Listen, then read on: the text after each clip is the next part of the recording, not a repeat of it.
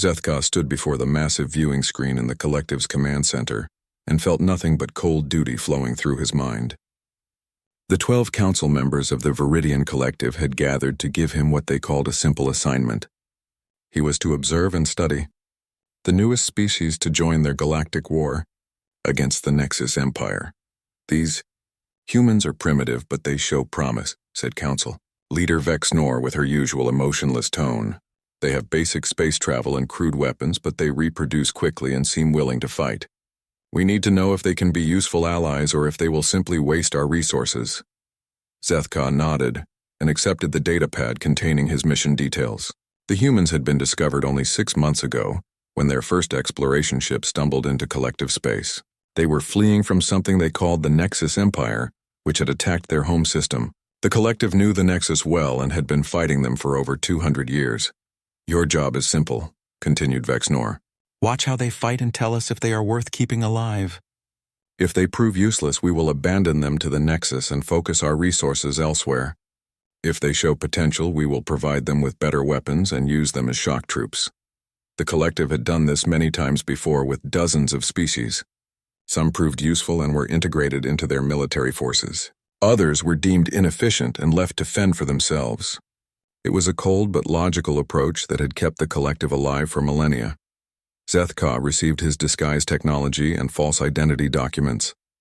He would pose as a specialist consultant and embed himself with the human fleet. The humans were desperate for any help they could get, and would not question his presence too closely. His advanced biology would be hidden by sophisticated holographic projectors that would make him appear human. 3 days later, Zethka found himself aboard the human battleship UES Defiance. The ship was crude by collective standards, but showed decent engineering for such a young species. The humans had somehow managed to build a functional war vessel in less than 50 years of space travel. Commander Jake Morrison greeted him in the ship's briefing room. The human was tall and lean with short brown hair and sharp blue eyes that seemed to take in everything around him. He moved with the confidence of someone who had earned his position through combat rather than politics. Welcome aboard, Zeth, Morrison said using his cover name. We appreciate any help the collective can provide. My tactical officer Lisa Park will show you around and get you settled in. Lisa Park was a woman in her early 30s with black hair pulled back in a tight ponytail. She had the quick movements and alert expression of someone who lived on constant high alert. As she showed him through the ship, Zethka noted how the human crew interacted with each other, unlike collective ships where everyone followed strict protocols and spoke only when necessary. The humans seemed to enjoy casual conversation. They made jokes and shared personal stories even while performing their duties. The chief engineer, Danny Rodriguez, was particularly talkative as he explained the ship's power systems. This old girl has been through hell and back, Rodriguez said with obvious affection for the machinery around him. She's not the fastest or the strongest, but she's reliable, and that's what matters when you're fighting for your life. The medical officer, Amy Walsh, was equally unusual. When Zethka visited the medical bay, she was treating wounded crew members with a combination of professional skill and personal care that seemed inefficient. She spent time talking to patients about their families and concerns rather than simply treating their injuries and moving on. How do you expect to treat patients efficiently if you waste time on unnecessary conversation? Zethka asked her during one of these sessions. Amy looked at him with surprise. These aren't just patients, they're people. They have families waiting for them and fears about the future. Taking care of their emotional needs is just as important as fixing their wounds. A person who feels cared for heals faster and fights better. This made no logical sense to Zethka, but he recorded it in his daily reports to the collective. The humans seemed to prioritize emotional connections over efficiency at every level of their military structure. The first real test came when the fleet detected Nexus ships near the Kepler system. Intelligence reports indicated a small Nexus patrol was mining rare metals from asteroids in the area. Standard collective doctrine would be to avoid engagement unless the odds favored a quick victory with minimal losses. Commander Morrison called a staff meeting to plan their approach. The Nexus force consisted of 3 heavy cruisers and a dozen smaller escort ships. The human fleet had 5 battleships and 20 lighter vessels. The odds were roughly even, which meant a collective commander would normally choose to withdraw and wait for better circumstances. We're going in, Morrison announced without hesitation. Those Nexus ships are stealing resources that could help defend human colonies. We can't let them continue their operations. Lisa Park pulled up tactical displays showing attack vectors and weapons ranges. We'll hit them fast and hard before they can call for reinforcements. If we can take out their command ship, the rest should scatter. Sethka watched this planning session with growing confusion. The humans were willing to risk their entire fleet for a minor tactical advantage. By collective standards, this was reckless, bordering on insane. He began composing his first detailed report, highlighting these concerning decision-making patterns. The battle began exactly as planned. Human ships dropped out of hyperspace in perfect formation and immediately opened fire on the Nexus patrol. The initial assault went well with 2 Nexus escorts destroyed in the first exchange of fire. Then everything changed. The Nexus revealed a new weapon system that fired concentrated energy beams capable of disabling ship shields in a single hit. Half the human fleet suddenly found themselves defenseless against enemy fire. Any rational commander would immediately order a retreat. The tactical situation had shifted dramatically against them, and continuing the fight would result in massive casualties for minimal gain. Zethka prepared to observe the humans' withdrawal and began calculating their losses. Instead, Commander Morrison ordered all ships to close to point-blank range where the new Nexus weapon would be less effective. The human fleet charged directly at the enemy ships in what could only be described as a suicidal assault. All ships, this is Morrison. His voice crackled over the communication system. We're going to ram these bastards if we have to. Nobody runs while our people are in danger.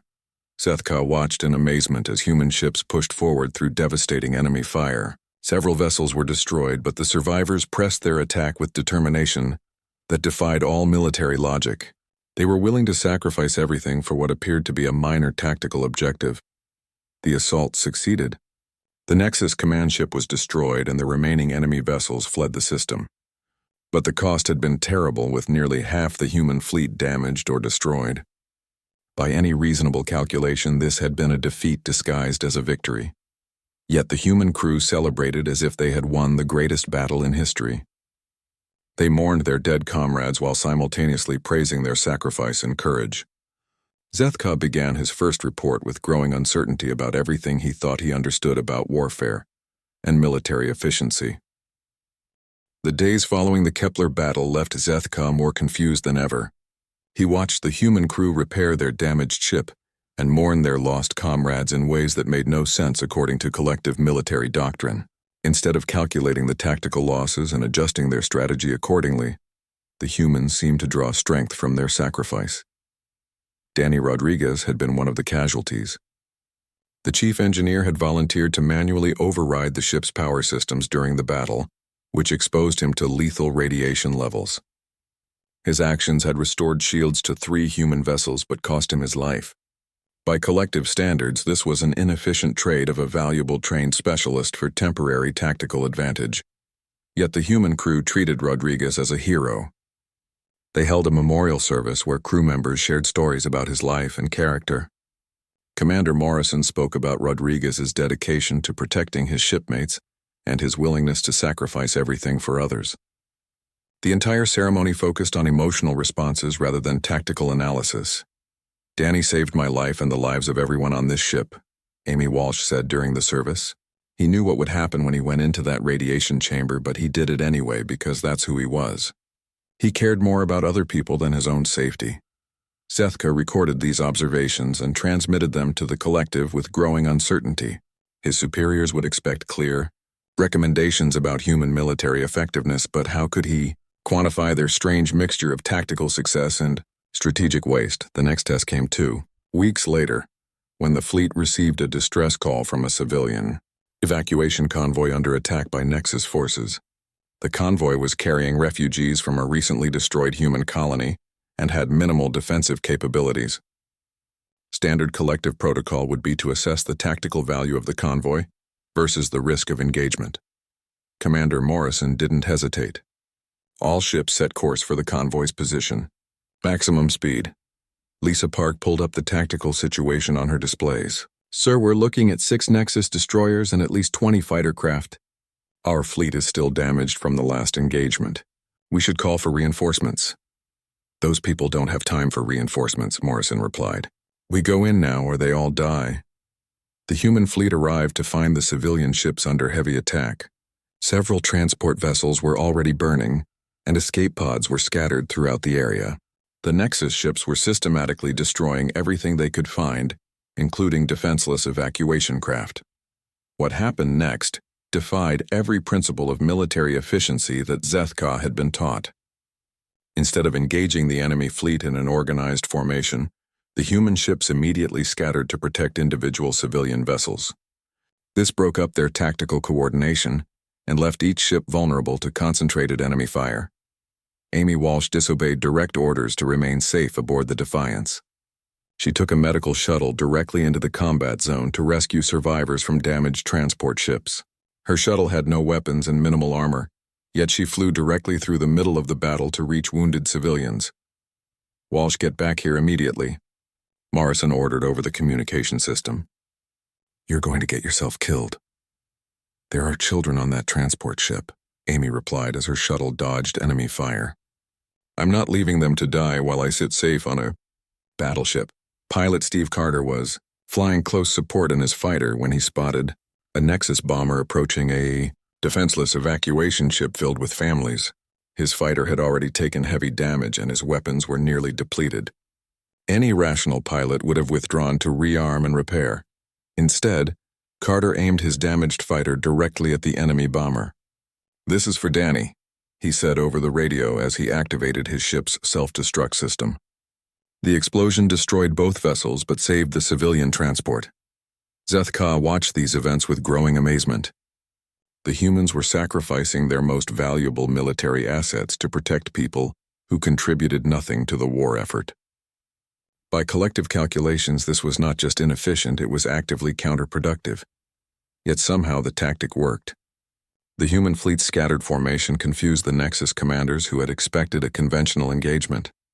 Individual human ships were able to outmaneuver larger enemy vessels by using the civilian convoy as cover. The Nexus forces found themselves unable to coordinate their attacks effectively. The battle ended with the evacuation convoy safely escaping to human space. The Nexus fleet withdrew after losing 3 destroyers and most of their fighter craft, but again the human victory came at enormous cost with 2 battleships destroyed and dozens of fighters lost. During the aftermath, Zethka tried to interview surviving crew members to understand their motivations. The responses consistently baffled him with their focus on emotional, rather than tactical considerations. Why did you risk everything to save those civilians? He asked Lisa Park as she coordinated search and rescue operations. They have no military value and saving them weakened your fleet significantly. Lisa looked at him as if he had asked why water was wet. They're people. They have families and dreams and futures ahead of them. How could we just let them die when we had the power to save them? But the tactical cost was enormous. You lost valuable ships and trained personnel for no strategic gain. No strategic gain, Lisa repeated with obvious disbelief. We saved 8,000 lives. 8,000 human beings who will go on to have children and build homes and contribute to our society. How is that not a gain? Zethka struggled to process this reasoning. The collective measured success in terms of resources preserved and enemy assets destroyed. Saving civilians was acceptable if it served broader strategic purposes, but risking military assets for purely humanitarian reasons was considered irrational. His reports to the collective became increasingly contradictory. The humans consistently achieved tactical victories through methods that should have resulted in defeat. They treated their military personnel as expendable when protecting civilians, but mourned every loss as if each individual was irreplaceable. During a brief rest period between battles, Zethka approached Amy Walsh in the medical bay. She was treating wounded crew members with the same combination of professional skill and personal care he had observed before. I don't understand your approach to military medicine, he told her. You spend excessive time on emotional support when you could treat more patients by focusing purely on their physical injuries. Amy paused in her work and looked at him thoughtfully. You know what I've learned in all my years as a doctor. The body and mind aren't separate things. A person who feels cared for and supported heals faster than someone who's just treated like a broken machine. When I take time to listen to their fears and concerns, I'm not wasting time, I'm improving their chances of survival. She gestured to the wounded crew members around them. These people aren't just military assets, they're human beings with hopes and fears and people who love them. If I treat them like machines, I might fix their bodies, but I'll break their spirits. A broken spirit can kill you just as surely as a broken bone. This explanation made no sense according to collective medical doctrine, but Zethka had observed that human personnel did seem to recover from injuries faster than equivalent species. He added this observation to his growing list of human anomalies that defied logical explanation. The pattern continued through several more engagements. Human forces consistently made tactical decisions that prioritized protection of civilians and care for their own personnel over military efficiency. They sacrificed valuable resources for emotional rather than strategic reasons, yet somehow continued to achieve victory against superior enemy forces. Zethka began experiencing something his species rarely encountered and had no proper name for. His certainty about the correctness of collective military doctrine was beginning to waver. The humans were proving that emotional decision-making could be more effective than pure logic. His reports became increasingly difficult to write as he struggled to quantify human effectiveness using collective measurements. How could he explain that their greatest weakness appeared to be their greatest strength? Their irrational emotional responses somehow made them more effective warriors than any purely logical approach could achieve. The collective's response to his reports was predictably dismissive. His superiors assumed he was being influenced by prolonged exposure to human irrationality and ordered him to focus on quantifiable tactical data rather than subjective observations about human motivation. But Zethka was beginning to suspect that motivation was the most important factor of all. Everything changed when the Nexus discovered the location of New Geneva. The intelligence reports arrived during what should have been a routine strategic planning meeting, but the data they contained sent shockwaves through both human and collective command structures. The Nexus had found one of humanity's largest colony worlds, and they were mobilizing their entire regional fleet to attack it. New Geneva was home to over 50 million people, including millions of children and elderly civilians who had fled there seeking safety from the war. The planet had minimal defensive installations and was located too far from human military bases to receive rapid reinforcement. It was exactly the kind of target the Nexus preferred for their devastating total war tactics. Zethka watched Commander Morrison receive the briefing with growing dread. The tactical situation was impossible by any reasonable calculation. The Nexus fleet consisted of over 300 ships, including massive dreadnoughts that could reduce planetary surfaces to molten slag. The entire human fleet in this sector numbered barely 30 vessels. How long until they reached New Geneva? Morrison asked with the same calm tone he used for routine reports. 18 hours, sir, Lisa Park replied. Maybe 20 if we're lucky and they stop to refuel. The evacuation calculations were even worse than the military odds. New Geneva had enough transport capacity to evacuate perhaps 5 million people in the time available. That would leave 45 million civilians trapped on the planet when the Nexus arrived. Zethka immediately contacted his superiors in the collective command structure. The response was swift and predictable. The Collective Council had already calculated the tactical implications and reached the only logical conclusion. All collective forces are ordered to withdraw immediately. Council leader Vex Nor informed him through encrypted communication. New Geneva cannot be defended with available resources. Attempting to do so would result in the complete destruction of our fleet, for no strategic gain. The humans will be informed of our decision. The message was delivered to Commander Morrison within an hour. Zethka watched the human leader receive the news that his supposed allies were abandoning 50 million people to certain death. He expected anger or desperation, but Morrison's response was something entirely different. I understand the collective's position, Morrison said to the collective liaison officer. They're making the logical choice based on available resources and tactical possibilities. We thank them for their support up to this point. The liaison officer seemed surprised by this calm acceptance. The Council wants you to know that your fleet is welcome to withdraw with our forces. There's no shame in recognizing an impossible situation. Morrison nodded politely. Please thank the Council for their generous offer. However, the human fleet will be making our stand at New Geneva. Zethka felt something he had never experienced before as he watched this exchange. His species had no word for the emotion humans called horror, but he was beginning to understand what it meant. The humans were going to throw away their entire fleet in a hopeless gesture that would accomplish nothing except getting everyone killed. The liaison officer tried to explain the tactical realities. Commander, you're facing odds of 10 to 1 against an enemy with superior firepower and defensive capabilities. Your entire fleet will be destroyed within hours of engaging them. This isn't courage, it's suicide.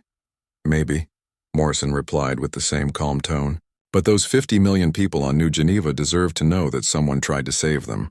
If we abandon them without a fight, we're telling the galaxy that human lives don't matter. I won't do that. The collective forces began their withdrawal, immediately leaving the human fleet alone in space near New Geneva. Zethka found himself facing an impossible choice. His mission was to observe and report on human military effectiveness, but continuing to stay with the fleet meant certain death. He was preparing to request evacuation with the collective forces when something unexpected happened. Every single member of the human fleet volunteered to stay and fight. Not just the senior officers or career military personnel, but every cook and mechanic and communications technician on every ship. Amy Walsh could have requested transfer to a medical ship, departing with the collective fleet. Instead, she volunteered for the ground defense team that would try to protect civilian shelters on New Geneva's surface. Lisa Park turned down an offer to serve as tactical advisor to the withdrawing collective forces, choosing instead to coordinate the hopeless space battle. Danny Rodriguez had been dead for weeks, but his replacement, Pete Williams, made the same choice the original engineer would have made. He volunteered to remain aboard the Defiance even though he had a wife and 2 young children waiting for him back on Earth. "Why are you doing this?" Zethka asked Williams during one of their final conversations. "You know you're going to die here. Your family will never see you again. What possible reason could justify this sacrifice?" Williams paused in his work calibrating the ship's weapon systems. "My kids are going to grow up in a galaxy where the strong prey on the weak unless someone draws a line and says this far and no further. If we run away from New Geneva, we're telling every bully in the galaxy that they can murder innocent people without consequence. But you can't win. The tactical odds are impossible. Maybe we can't win, but we can make them pay for every life they take. We can show them that humanity doesn't surrender when things get hard, and maybe that example will inspire someone else to stand up next time." Zethka transmitted frantic reports to the collective, trying to explain what he was witnessing. His superiors responded with cold calculations about human irrationality and the need to find more logical allies. They had already written off the human fleet and were making plans to recruit other species for the war against the Nexus. The Nexus fleet arrived exactly on schedule. Zethka watched from the bridge of the Defiance as hundreds of enemy ships dropped out of hyperspace in perfect formation. The lead dreadnought was larger than some space stations and carried enough firepower to destroy entire fleets. Any rational commander would have immediately surrendered or attempted to negotiate terms. The Nexus sometimes accepted surrender from species they considered potentially useful as slave labor. It wasn't a good outcome, but it was better than total extinction. Instead, Commander Morrison opened communication channels to the entire Nexus fleet. "This is Commander Jake Morrison of the human fleet. You are ordered to withdraw from this system immediately or face the consequences." The Nexus commander's response was transmitted on all frequencies so everyone could hear it. "Human vessel, you are outnumbered 300 to 1. Surrender now and we will consider allowing some of your population to survive as workers." "Counteroffer," Morrison replied. "You have 10 minutes to leave this system before we open fire. After that, we destroy every ship you have." Zethka could hardly believe what he was hearing. The humans were not just refusing to surrender, they were actually threatening the vastly superior enemy force. It was the most irrational display of military posturing he had ever witnessed. The battle began with overwhelming Nexus firepower concentrated on the human fleet. Within minutes, 3 human ships were destroyed and several others were badly damaged. The defensive platforms orbiting New Geneva were eliminated in the first exchange of fire, yet somehow the human fleet continued fighting. Individual ships darted between the massive Nexus dreadnoughts using their smaller size and superior maneuverability to avoid the worst of the enemy fire. Pilots flew damaged fighters directly into enemy weapon batteries in desperate attempts to reduce the Nexus firepower advantage. Captain Tony Martinez led the ground defense forces on New Geneva's surface. His team of 200 Marines was tasked with protecting civilian shelters against an expected landing force of 50,000 Nexus troops. The odds were even worse than the space battle, but Martinez's forces dug in and, prepared to fight to the last person, Zethka found himself experiencing emotions he didn't understand as he watched the hopeless battle unfold. His analytical mind knew the humans couldn't possibly win, but something deeper was hoping they would somehow find a way. For the first time in his life, he was emotionally invested in the outcome of a military engagement. Then Amy Walsh made a discovery that changed everything. While treating wounded civilians in the underground shelters, she noticed unusual readings on her medical scanners. The rock formations beneath New Geneva contained massive deposits of quantum crystals, the same rare materials that powered Nexus technology. The discovery transformed the entire strategic situation, but the humans didn't change their approach. They had been fighting as if the fate of the galaxy depended on New Geneva, and now it actually did. Amy Walsh's discovery sent shockwaves through what remained of the human command structure. The quantum crystal deposits beneath New Geneva were massive beyond anything previously discovered in known space. These crystals powered every piece of advanced Nexus technology, from their weapon systems to their faster-than-light travel capabilities. If the Nexus gained control of New Geneva's crystal deposits, they could build weapons powerful enough to end the war in their favor within months. Every major power in the galaxy would fall before fleets equipped with unlimited quantum energy sources. The fate of billions of lives across dozens of worlds now depended on preventing the Nexus from mining those crystals. Zethka watched. Commander Morrison received this intelligence with the same calm demeanor he had shown throughout the hopeless battle. The revelation that New Geneva was strategically vital didn't change the human approach to defending it. They had already been fighting as if the survival of civilization depended on their success. This explains why the Nexus committed such a large fleet to taking one colony world. Lisa Park observed as she studied the geological survey data. They must have detected the crystal signatures from space and realized what they had found. Changes our tactical situation considerably, Morrison replied. We're not just protecting 50 million civilians anymore, we're preventing the Nexus from gaining the resources they need to win the entire war. The revelation should have prompted immediate requests for collective reinforcements. With this new information, the logical response would be to withdraw the human fleet and return with overwhelming force to secure the crystal deposits. But there was no time for strategic withdrawal and reinforcement. The Nexus had already begun landing operations on New Geneva's surface. Their mining equipment was designed for rapid extraction, and they could begin harvesting crystals within hours of establishing a secure foothold. Captain Tony Martinez and his small ground force were the only thing standing between the Nexus and Galactic domination. Martinez had positioned his 200 Marines in defensive positions around the main crystal deposits using the underground tunnel systems that connected civilian shelters. The approaching Nexus landing force numbered over 50,000 troops supported by heavy armor and air superiority. The tactical odds were even worse than the space battle above. We can't hold them for long, Martinez reported to Morrison over the communication system, but we can make them pay for every meter of ground. My demolition specialist Rick Thompson has rigged explosive charges around the main crystal formations.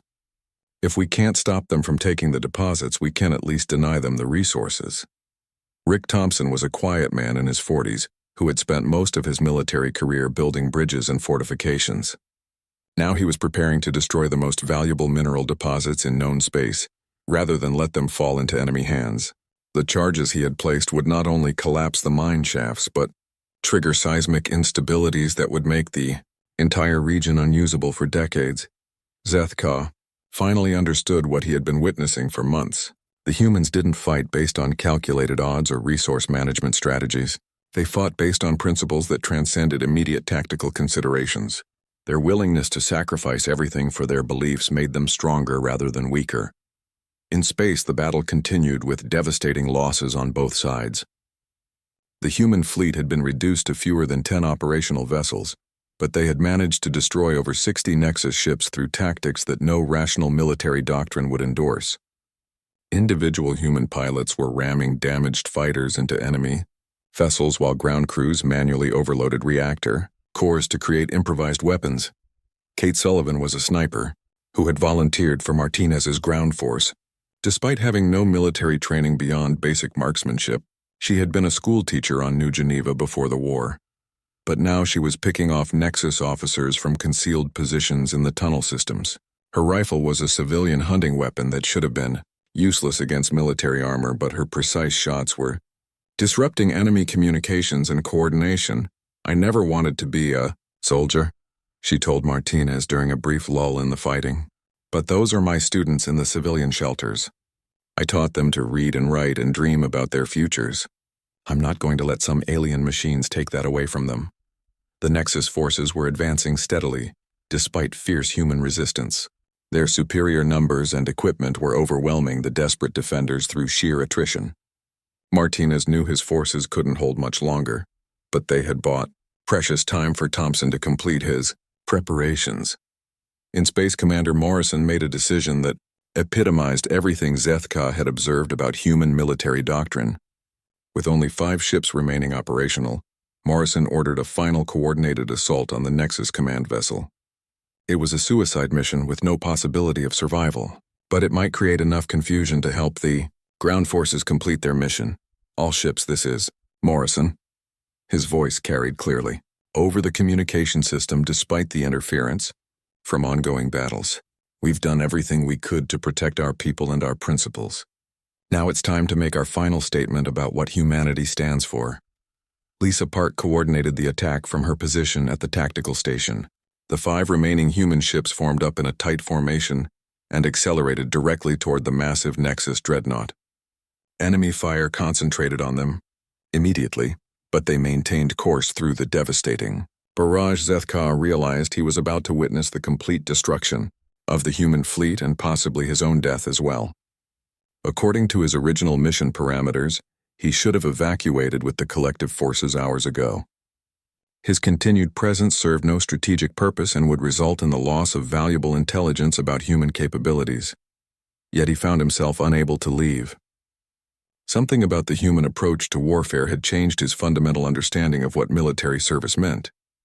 For the first time in his existence, he was fighting not for strategic advantage or resource acquisition, but because it felt like the right thing to do. The decision crystallized when he realized he could contribute something meaningful to the battle.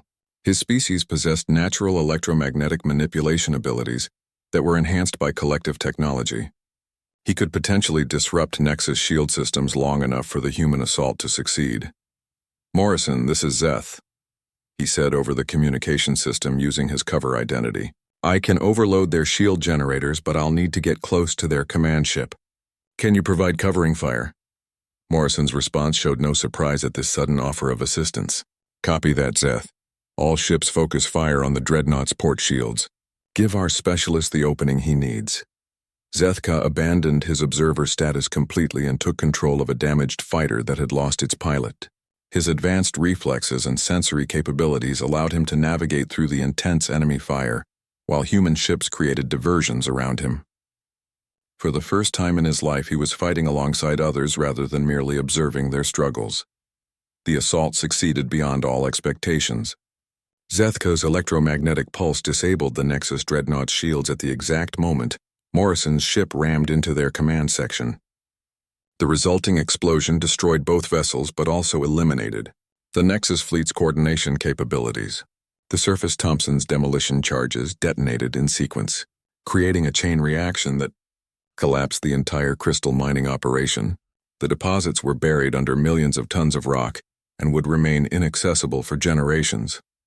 The Nexus had lost their primary objective along with most of their invasion fleet. The surviving Nexus forces withdrew in disorder, leaving New Geneva's population alive but the crystal deposits permanently denied to both sides.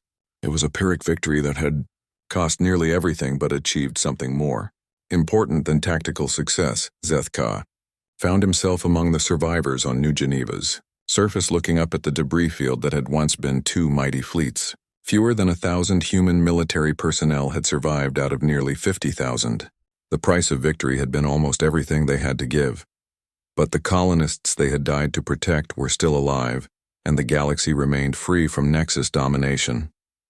Zethka began to understand that some victories were worth any price, and some principles justified any sacrifice. The aftermath of New Geneva left Zethka standing among wreckage, both physical and philosophical. The orbital debris from destroyed ships created artificial meteor showers in the planet's atmosphere, while survivors on the surface tried to comprehend what they had just experienced. The human military presence in this sector had been effectively eliminated, but their sacrifice had saved 50 million lives and prevented the Nexus from gaining control of the galaxy. Amy Walsh worked tirelessly in the makeshift medical centers, treating wounded survivors from both the space battle and ground fighting. Her medical supplies were nearly exhausted and her equipment was damaged, but she continued caring for patients with the same combination of professional skill and personal compassion that had defined her throughout the war.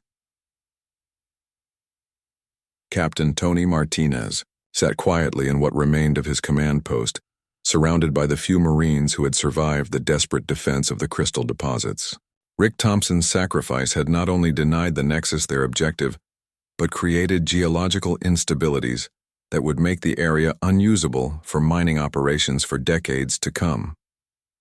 Kate Sullivan had returned to the civilian shelters where she resumed her duties as a schoolteacher.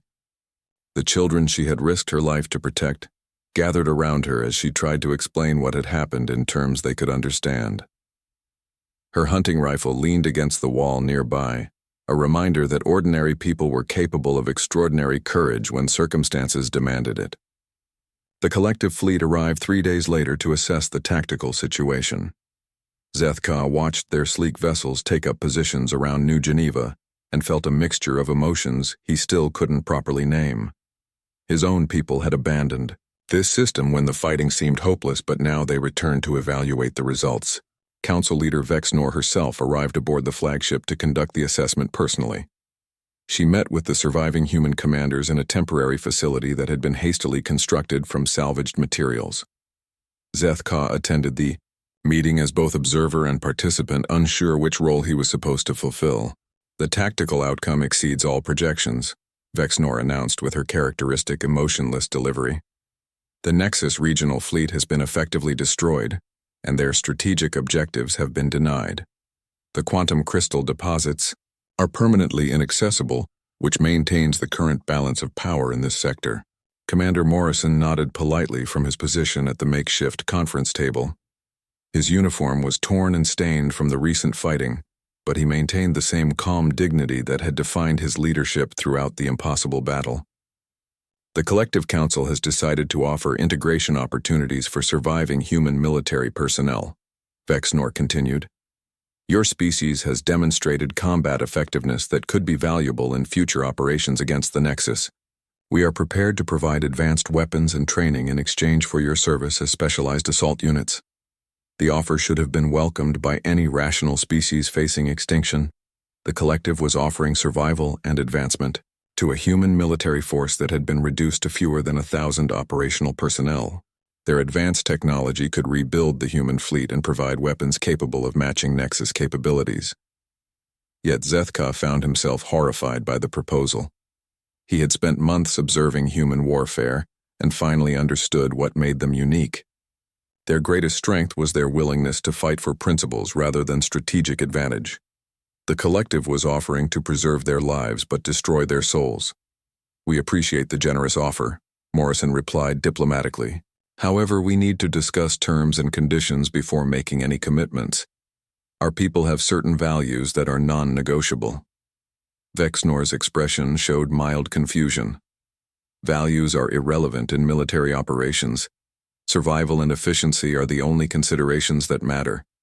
The Collective will provide you with clear objectives and optimal strategies for achieving them. That's exactly what we're concerned about, Lisa Park interjected. We've seen how the Collective approaches warfare, and it's not compatible with human principles. We fight to protect innocent people, not just to achieve tactical objectives. The meeting continued for hours with both sides trying to find common ground that didn't exist. The Collective wanted to use humanity's courage and determination as weapons while eliminating the emotional motivations that made those qualities possible. The humans refused to become efficient killers without moral constraints. Zethka listened to these negotiations with growing certainty about what he needed to do. His months of observation had taught him that there were things more important than survival or strategic advantage. The humans had shown him what it meant to fight for principles worth dying for. During a break in the formal discussions, he approached Morrison privately. The collective doesn't understand what makes humans effective warriors. They want to turn you into versions of themselves, and that will destroy everything that makes you special. Morrison studied him carefully. You've been with us through some of the worst fighting of this war. What do you think we should do? Reject their offer, Zethka replied without hesitation. Find your own path, even if it means rebuilding from nothing. Don't let them turn you into something you're not. That evening, Zethka made the most important decision of his existence. He accessed the collective's classified military databases using his security clearances and downloaded detailed technical specifications for their weapon systems, ship designs, and tactical doctrines. The information would give humanity the knowledge they needed to rebuild their military forces without collective supervision. The data theft was discovered within hours, triggering automated security protocols throughout the collective fleet. Zethka found himself facing court-martial proceedings for treason against his own species. The penalty would be memory erasure, followed by exile to a penal colony where he would spend the rest of his existence as a mindless laborer. Instead, he chose a different path. Using the same communication channels that had carried his observer reports, Zethka transmitted a galaxy-wide broadcast explaining his decision to defect and sharing everything he had learned about human warfare.